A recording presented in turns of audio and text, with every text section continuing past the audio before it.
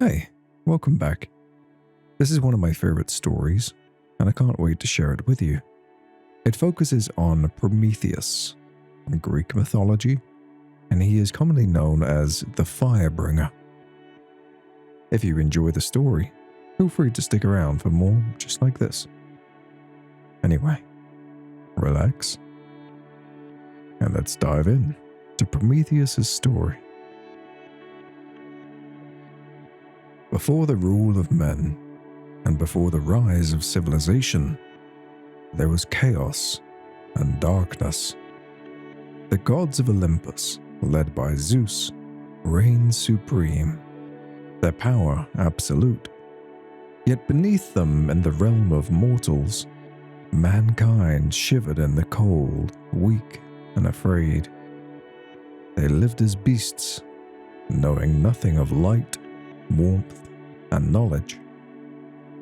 Among the Titans, there was one who looked upon these helpless creatures with pity. Prometheus, the forethinker. Unlike his brethren, who had long waged war against Olympus, Prometheus saw the potential within mortals. He watched them stumble in the night, huddle in caves, and live at the mercy of beasts in nature. And so, he made a decision that would forever change the fate of humanity, and in the process, sealing his own.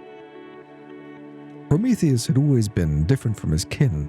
He wasn't consumed by the hatred for the Olympians, nor was he resigned to the fates dictated by Cronus and the older Titans.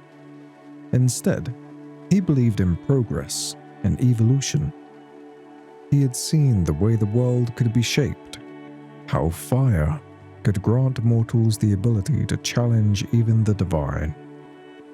And so, he resolved to act despite knowing the consequences he may face. Zeus, the king of the gods, had forbidden fire from reaching the hands of man. He feared what they may become, how they may grow beyond mere worshippers and challenge the order of Olympus. But Prometheus couldn't bear to see the mortals suffer any longer. So, under the cover of darkness, he ascended Mount Olympus, moving past the slumbering gods. In the great halls of Hephaestus, the god of forge and fire, Prometheus found his prize, a single ember glowing with the potential of creation. He concealed it within a hollow reed and carried it down from the heavens, his heart pounding with defiance. When he returned to the world of men, he knelt among them and revealed his stolen gift. The ember flickered and then roared into flame. The first fire was born. Mankind gathered around it, eyes wide with awe. No longer could they cower in the darkness. They leaned to warm their bodies, to cook their food, to forge weapons and tools. They built cities, crafted art, and spoke the language of reason. With fire came knowledge, and with knowledge, power. But in the heavens, Zeus watched in fury.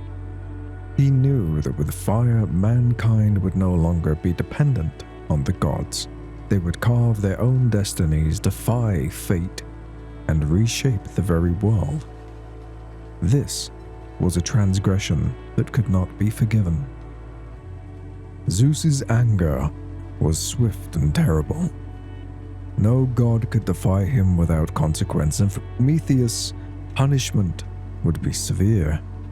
Summoning his might, Zeus called upon Hephaestus and ordered the creation of a divine being, Pandora, the first woman, beautiful and cunning, crafted to bring ruin to man. With her, he sent a jar filled with all the evils of the world: plague, hunger, war, and despair. When Pandora's curiosity led her to open the jar, suffering spilled out into the world. Mankind, once destined for greatness, now faced endless struggle. But even amidst the despair, one thing remained inside: hope. And it was this hope, kindled by the fire of Prometheus, that allowed them to endure. Meanwhile, Prometheus himself was to suffer a fate crueler than death.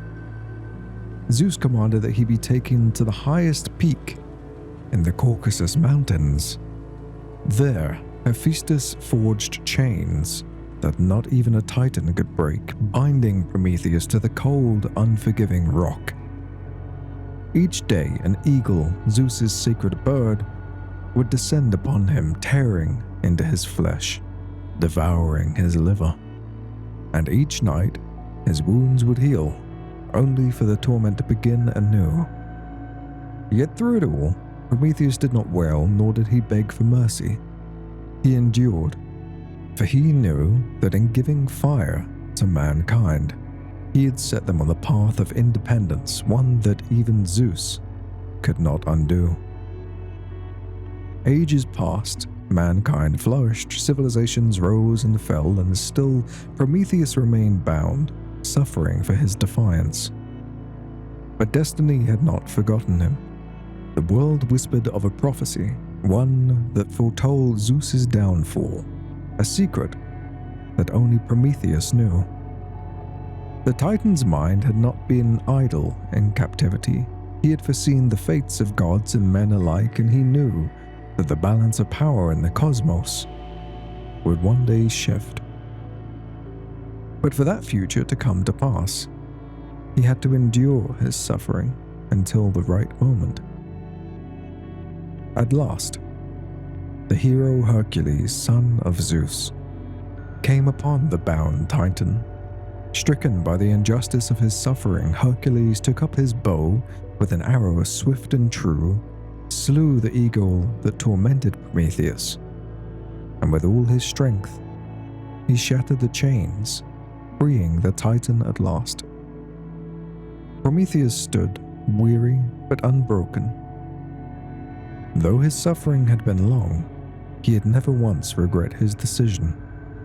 He had given mankind the greatest gift of all, not just fire, but the power to shape their own destiny, to challenge the gods, and to carve their own path in a world once ruled by darkness.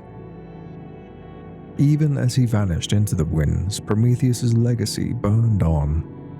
Every flame, every spark, every act of defiance in the face of tyranny was a reminder that man was no longer bound by fate, but instead masters of their own future. And so, the fire of Prometheus continued to burn, lighting the way for those who dared to dream, who defied oppression, and who sought to forge a world beyond the will of the gods.